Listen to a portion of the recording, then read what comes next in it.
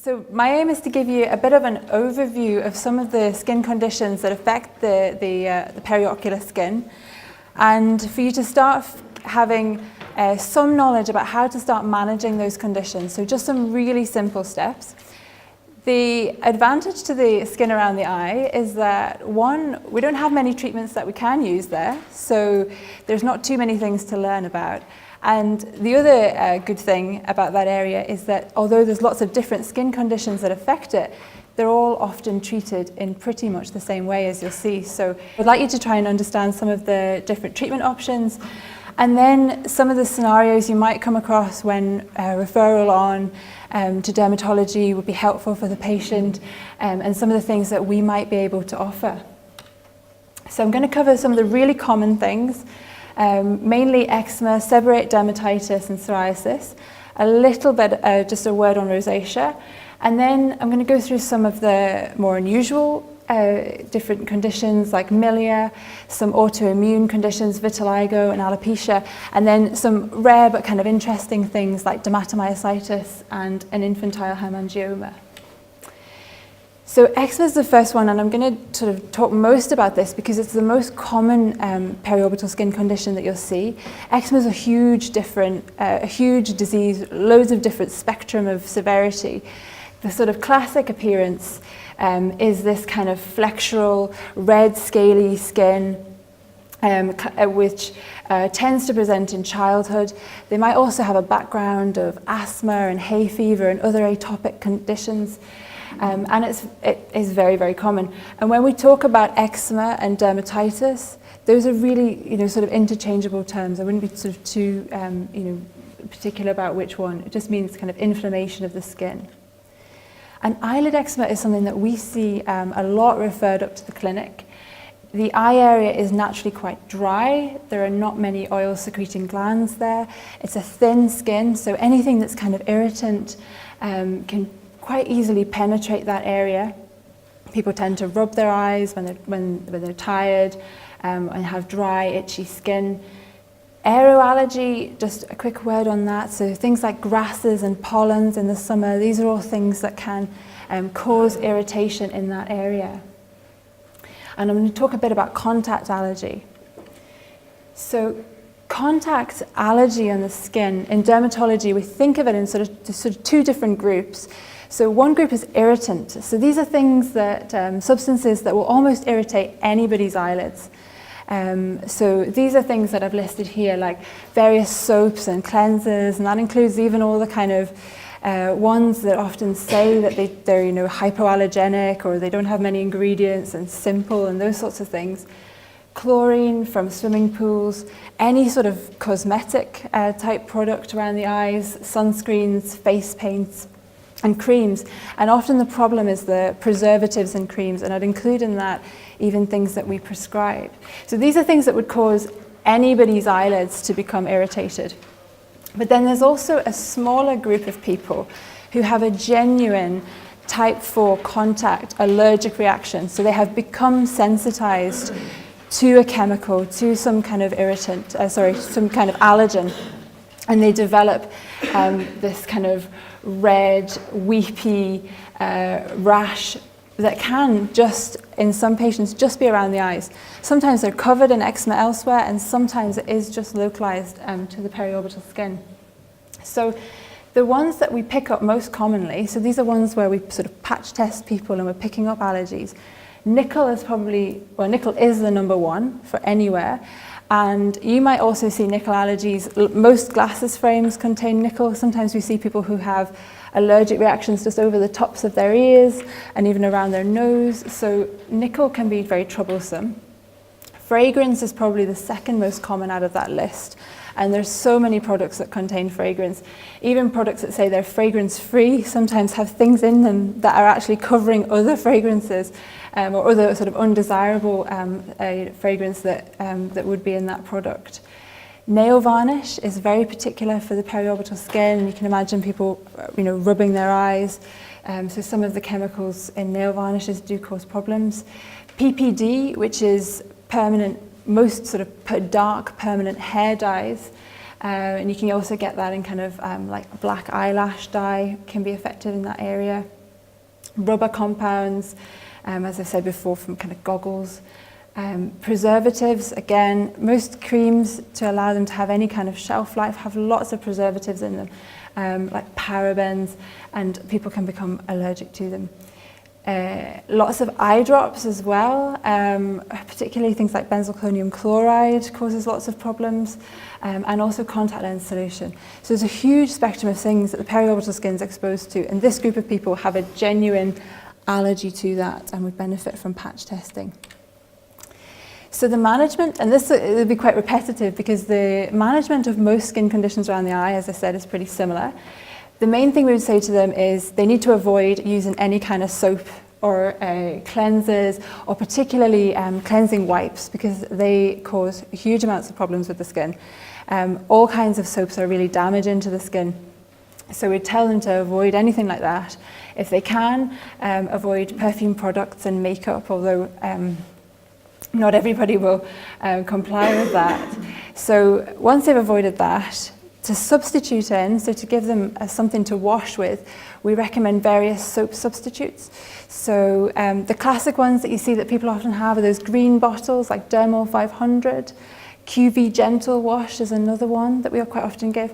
But particularly for around the eyes, you do want something really gentle. And so actually, Dr. Beatty, who originally did this talk, recommends Cetraben lotion, which can be used as a moisturizer, but you can also use it to wash with. And because it's a lotion, it's a kind of acceptable consistency for people to use. Then the next parts of the management are to have some kind of moisturizer or moisturizer emollient. They just mean exactly the same thing. And we prefer for people to have ointments rather than creams. In dermatology, we divide things into the sort of lotions, which are the kind of least moisturizing, then there's creams, and then ointments are the really kind of greasy things, a bit like Vaseline. So ideally, if things are really bad and they've got really flared up eye eczema, ideally give them an ointment. So give them something like 50-50 ointment, which is liquid paraffin and white soft paraffin, and it's very unlikely that people will run into any problems with that. It's almost, in a way, not like a medicine, but it's like Vaseline. People sometimes don't like it because it is so greasy, but it is the best thing if people have got really kind of severe eczema and we're trying to give them something that's not going to cause any problems. And then in terms of giving them steroid treatment, so, you know, for a sort of standard kind of eye eczema, quite troublesome, 1% hydrocortisone for 7 nights in a row in a block, and then just using it 2 to 3 times a week at night for maintenance is absolutely fine and not at all a huge amount of steroid. If things are really severe and they're really struggling and they might have already tried the hydrocortisone, you can go a step up in the steroid ladder to Umivate or clobetasone, and just try that. We would generally say for about 3 days maximum, and in dermatology, even if it's really quite severe, we would expect that an eczematous type reaction would respond with 3 days of Umivate. And again, that is not too much and can be used around the eyes. If it's not well controlled, you can always think about patch testing, as mentioned before, and I'll talk to you a bit more about that. And then when they come to dermatology, one of the treatments that we will often give them is topical tacrolimus, and I'm also going to talk a bit more about that in detail. When it comes to prescribing emollients and moisturizers, you don't have to worry about the brand. So I've just listed some of the ones here. I picked out the ones actually that don't smell because they're a bit more acceptable. So Aveeno, I suppose, smells a little bit of kind of oat type products. Cetraben, Hydromol, Double Base, QV. These are all absolutely fine, and there isn't a particular one to recommend. So emollients are just, the best one is the one that the patient will use. It's absolutely fine to use any of them. Like I said before, we prefer ointments because they're less likely to cause allergic problems, and they also tend to adhere to the skin a bit better, but they do make people's faces shiny, so sometimes people don't like them. They are the mainstay of eczema therapy, and we know that the more emollient people use, the less steroid they'll need for those areas. So I think this might have already been mentioned. I think I saw this in your lecture handout book. But the steroid, in terms of the steroid ladder and the periorbital skin, we only really go between mild steroid and moderately potent. So hydrocortisone 1% and Umivate. The other ones like Betnovate, Elicon, Dermavate, really I've never seen anybody give for the eye area. So when you go to a pharmacy and you try to buy either Umivate or hydrocortisone, they'll often say to you, well, whereabouts are you going to use it? How long are you going to use it for? But people get very worried about skin atrophy, causing sort of striae or telangiectasias, or how long, if they use it for too long. It also can, in theory, cause hypopigmentation in darkly pigmented skins. So people get very anxious about using topical steroids.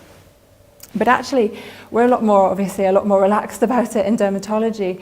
And there's a lot of evidence coming out to say that topical steroids really are not associated with that many side effects. This is a really big study that Dr. Beatty had identified, a little bit older now because it's between 1987 and 1997, but they did a big post-marketing review in pediatric patients who've been prescribed topical steroids.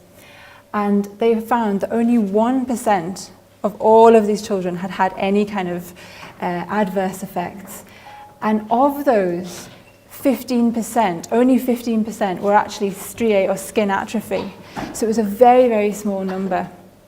And in terms of things like glaucoma around the eye, again, with those sort of lengths of time, with 1 week of 1% hydrocortisone, you're not going to cause anything like that or any adverse effects. These are really mild steroids. And if people have inflamed skin and eczema, they need steroid to clear that up. The emollient alone will not be enough. And sometimes if it's allowed to drag on or it becomes worse, they can end up using more steroid overall in the end. So the worries about skin atrophy are not very well founded. There isn't good evidence to say that it does cause skin atrophy. If we use steroids in accordance with sort of reasonable guidelines and sort of sensible patients, there's no reason to think that we're going to cause a problem. The important point is that steroids should just be discontinued once the inflammation has settled. So once the redness has gone away and the eye area is not weepy, then stop the steroid, encourage them to carry on with their emollient, and then if it comes back, as it often does because these are chronic conditions, then for them to restart the steroid again. They could use 1% for 7 days. So this is just what patch testing looks like. We have a series of the 42 most common allergens in Europe, and they're applied on the back. And then 2 and 4 days later, patients come back and we kind of read the results. And a positive result is if they get a kind of red blistering reaction in that little square.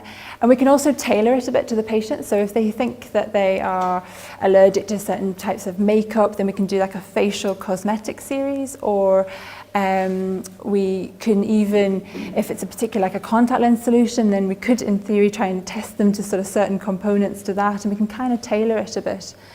Just to pick out exactly what the problem is. But like I said, it's usually nickel and fragrance and certain preservatives that we pick up with this. And then just a quick word on topical calcineurin inhibitors, because we use these a lot for periorbital skin, and they are very useful when we want to use something in the long term. So someone who's having real difficulty, or a child, they're not a steroid, and they don't thin the skin, but they're kind of the equivalent to about hydrocortisone sort of strength in terms of their efficacy and in terms of reducing the severity of inflammation. So they're really useful, but they would tend to be, I haven't seen that many GPs really prescribing this, so it would tend to be something that comes from dermatology, or they've had it from dermatology before and then the GPs are happier to prescribe it. But it just is a sort of a treatment that we can offer, particularly if people, and it's usually parents of young children, are really nervous about using steroids in the eye area, then it's a different treatment that we offer. So the next condition, seborrheic dermatitis, again, big spectrum of disease. So in infants, it causes cradle cap. In adults, see it more as kind of dandruff and redness and scaling, particularly the eyebrow is often involved and going into the nasolabial folds, and they may also have some on their back and chest. And this is an overgrowth of a yeast, which is a normal skin commensal. And for some reason, in some patients, the body attacks other yeasts, and this allows the Malassezia yeast to kind of become more kind of overgrown. And there are certain conditions where we see it more commonly. It's more common in male patients, Parkinson's disease, and also in HIV. And actually, if you see really severe seborrheic dermatitis, then we actually recommend people have a HIV test because of the association. And the management, fortunately, is very, very similar to what I talked about for eczema. So again, you tell them to avoid soap and the cleansers and cleansing wipes, to use a soap substitute like the Cetraben lotion, use a mild topical steroid, but this time we combine it with an anti-yeast. So either Canesten HC, so the Canesten is the antifungal, the HC is the hydrocortisone, or Dactacort, which is the combination of Dactarin, which is antifungal, and hydrocortisone. So either of those, and again, they could just use it for 7 days, and then 2 to 3 times a week thereafter as a bit of maintenance, because these are all chronic problems, so they will all tend to occur again. So sometimes people can be very disappointed when their skin gets better after a week of hydrocortisone, and then they come back and it's flared up again, and that's kind of what we would expect. Again, if it's not settling or it's quite severe, 3 days of Humavate is absolutely fine. And if they come to us, I actually don't see that many patients with seborrheic dermatitis because it tends to be managed. It tends to be managed in the community. Then tacrolimus again will help these patients. Psoriasis. Psoriasis can be very, very difficult to manage, but again, the periorbital skin is very similar management to what we've talked about. Psoriasis can present in numerous different ways. You can have really widespread small areas all over their trunk and their chest, or the kind of classic chronic plaque, so on the elbows and knees. It can severely affect people's nails. There's also an arthritis associated with it. In adults, you tend to see it along the hairline, and again, it can appear a bit like seborrheic dermatitis, so around the sort of eyebrow and upper lid. And again, it has, although psoriasis isn't an infection, it tends to, in that area, have an association with kind of overgrowth of yeasts. But in adults, it's quite easy to treat. In children, it can be a lot more difficult to manage. Again, parents of children are often can be quite concerned about these sorts of areas and the use of steroids again. Management, again, soap avoidance, plenty of emolients and soap substitute. We'd probably use the same treatment as for seborrheic dermatitis, so Dactacort, Canesten HC for a week would be absolutely fine, and then twice weekly. Again, in dermatology, we would use tacrolimus for this area. And then there's also, because it's psoriasis, there's also some other topical treatments that we can use. And one of them is Silkis ointment. This is a vitamin D analog that we can use, usually for several weeks, and then again, a couple of times a week as maintenance. Some of the other vitamin D things that you might have heard of people having, like Dovabet and Dovanex, those things would be too irritant for facial skin and certainly for around the eye. So it would be particularly the Silkis ointment that we would use. Rosacea, I'm sure you've all seen patients with rosacea.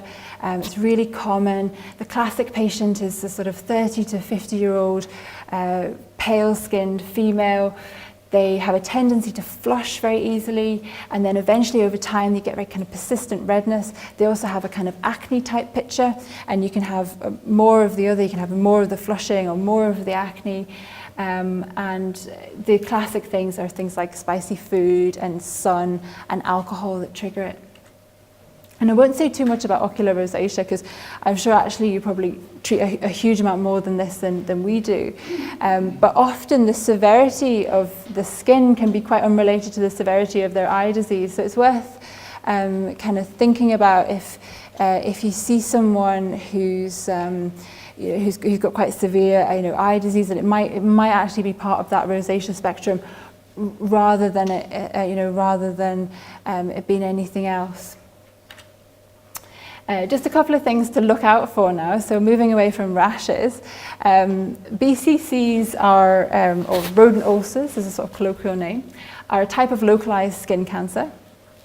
So they're a type of skin cancer that just causes a problem where they are. They don't spread internally, they don't affect people's life expectancy, but they're very, very common in fair-skinned people as they get older, and they do often occur in periorbital skin. So if you see anything that's along these sort of lines, then do direct them, I suppose, point them in the direction of their GP, because these are things that we would like to see and remove, and preferably before they become as large as some of the ones we see here. So the classic things that you're looking out for are, this is the most classic, so the nodular BCC, where you've got a kind of pearly papule with telangiectasia over the top of it, and then as they get bigger, like on this one, you start to see some ulceration and crusting in the middle.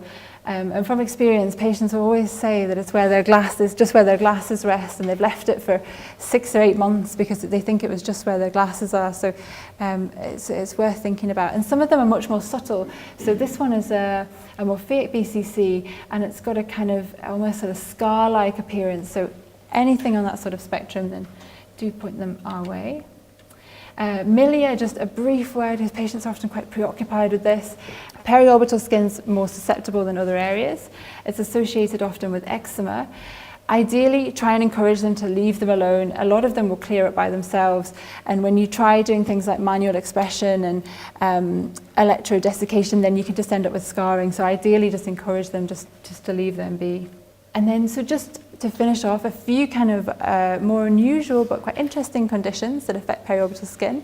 Vitiligo is an autoimmune condition where the body's immune system is attacking the melanocytes. So these are the pigment-producing cells.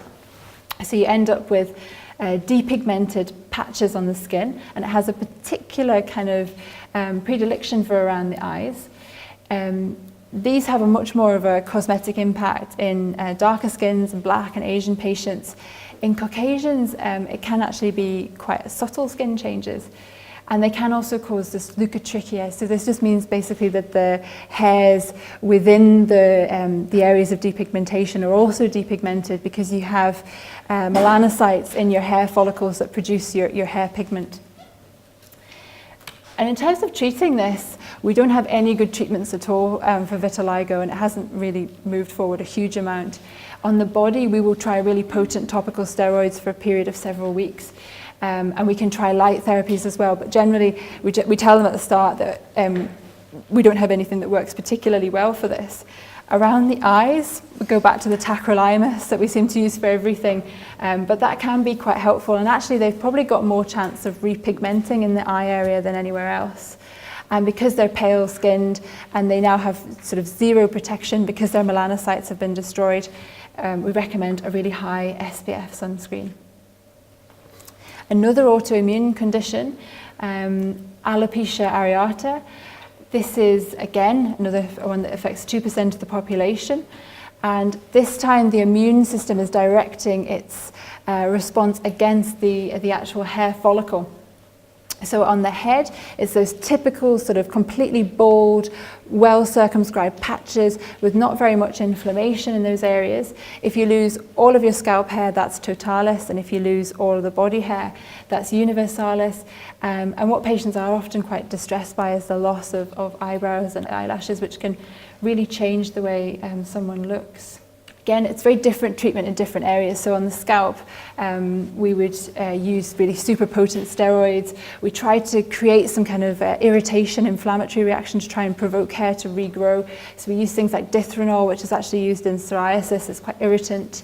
For the eyebrows, we sometimes ask patients to use a potent steroid, but just to apply it with a cotton bud, so not a huge amount of their facial skin has been affected. So those are the steroids that usually we wouldn't be using in the periorbital area. And then for eyelashes, again, tacrolimus can be useful, but we always say to them at the start that it can be very difficult to treat. And often things will regrow, the hair regrows itself and has nothing to do with our treatments. And a lot of these patients will get regrowth spontaneously without anything at all. last one is the sort of adult rare conditions, dermatomyositis. Just mention this because the really classic appearance of this is on the periorbital skin. It is a very uncommon condition, but it's important because about a third of these patients will have an underlying cancer. So they might have an underlying, particularly ovarian cancer is associated with this presentation. It's a sort of call it a paraneoplastic. It's a kind of, we don't really understand why they get these appearances, but it can be related to underlying cancer. And the disease is consisted of muscle and skin inflammation. So it's usually large muscle groups that are inflamed. So classically the sort of the thighs and the upper arms. So the difficulties they have are with climbing stairs and getting up from a chair, which is when you'd use those muscles. Rarely it can affect the muscles of swallowing, but the classic skin appearance is this violaceous heliotrope rash, which can actually be quite subtle in some patients, but it's typically around the eyes. And then they also get a kind of a sort of almost psoriasis looking rash on their knuckles and their knees and elbows, and they can also end up with kind of just at the base of their nail, kind of increased capillaries, or you see sort of vascular changes. And it's mainly just important because of the association with muscle weakness and the association with malignancy. So things that we would do, we MRI their muscles to look for the inflammation. We can test for their muscle enzymes being raised. We look for the malignancy. We look for ovarian tumours or other tumours. So classically they'd have a kind of almost like a full body CT scan as well. We treat it with topical and oral steroids because generally the sort of muscle weakness and things predominate, and then later on we'll treat it with immunosuppressive drugs as well. And then lastly, just to finish off with a kind of periorbital skin success story, you've probably seen children that you know or children at work who've got strawberry birthmarks, which are infantile hemangiomas. This is just a benign vascular tumour, not present at birth, but they tend to appear within the sort of first 4 to 6 weeks. And then they grow for a period of time, for a few months, and then they'll involute. So the natural history is that they will go away, so parents can be reassured that they will go away, and we say that 50% have gone by the age of 5, 90% by the age of 9, so there's a kind of percentage increase. But when they affect certain areas, so particularly around the eyes, if they're going to affect the development of vision, then we do intervene and treat them. And for a long time we didn't have any good treatments for this, and we used things like pulsed dye laser, which is quite, obviously is a general anaesthetic to do that on a child, and they were sort of very unsatisfactory. But about 10 years ago, there was a completely kind of serendipitous finding that by using a non-selective beta blocker, so Propranolol, that these would almost completely kind of melt away and resolve. So this is the same child at the start. Obviously this is very much going to affect the child's development, child's vision.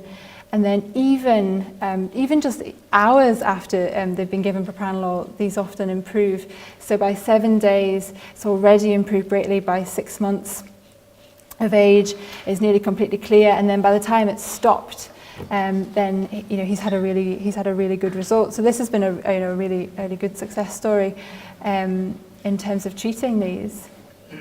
And we can also use a topical beta blocker as well. So we can use topical Timolol.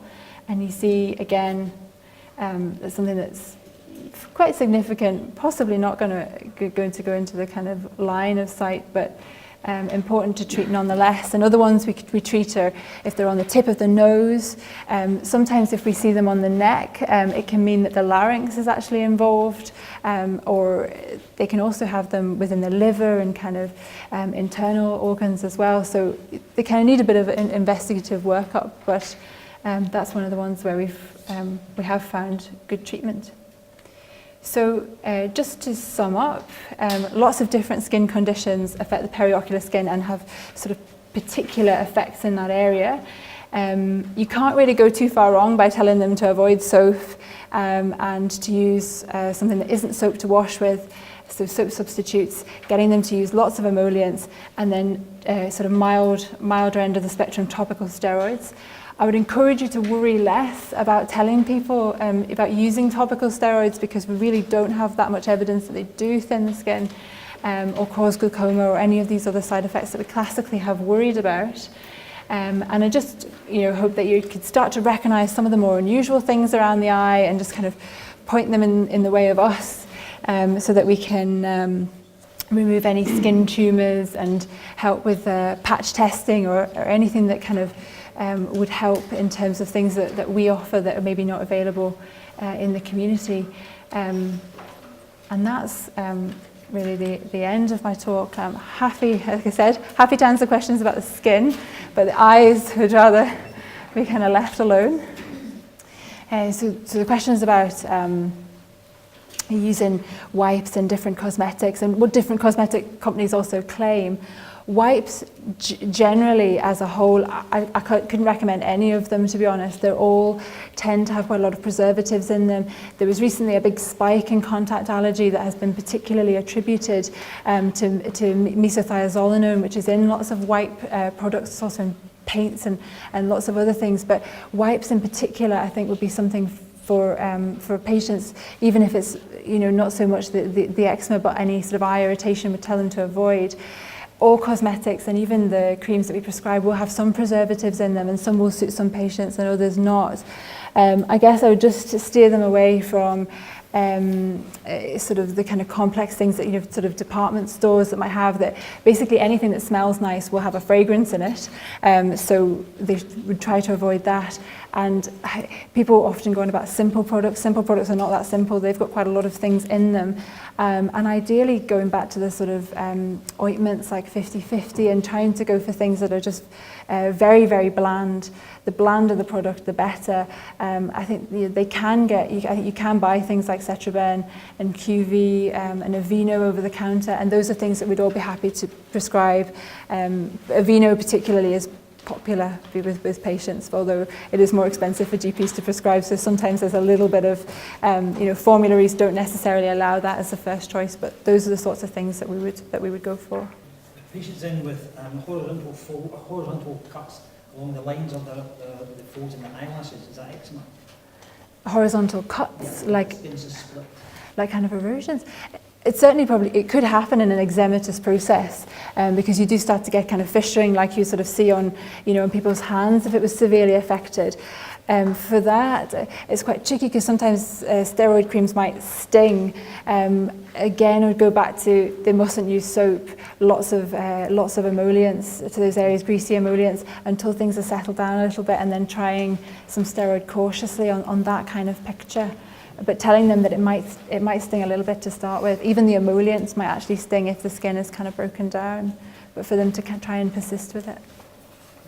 If you're using steroids so close to the eye, do you need to take into account anything to do with IOP or formation of cataracts or anything like that, any of those side effects whatsoever? Do you find Not with kind of a sensible use of short-term steroids. So a week of 1% hydrocortisone would be fine. And I think even if they were like a pediatric dermatology clinic for a child, we would actually, with a sensible parent, we would be happy with that, and we wouldn't be getting too anxious about that. I think those risks have been kind of not over the top, but they've been kind of over-egged a bit.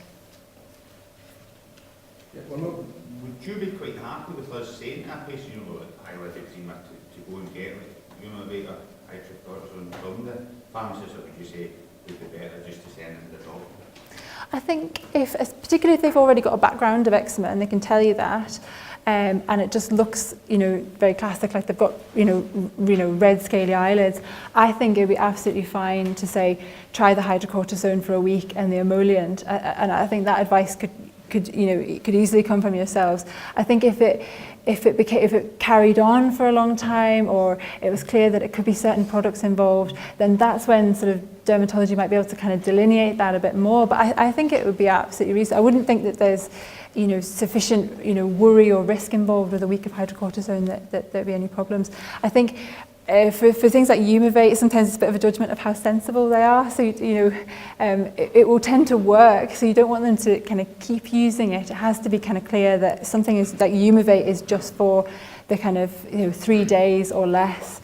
If it's settling down, then stop using it. But I think that would be really reasonable. I don't think that we would be too worried about it. What about tacrolimus? Tacrolimus, I think that's more complicated. I think some GPs would be happy, some GPs wouldn't. I think tacrolimus, I don't see that many GPs who've prescribed it, so to be honest, I think that's one thing that you could say that could be further down the line, but would probably come more from advice from dermatology.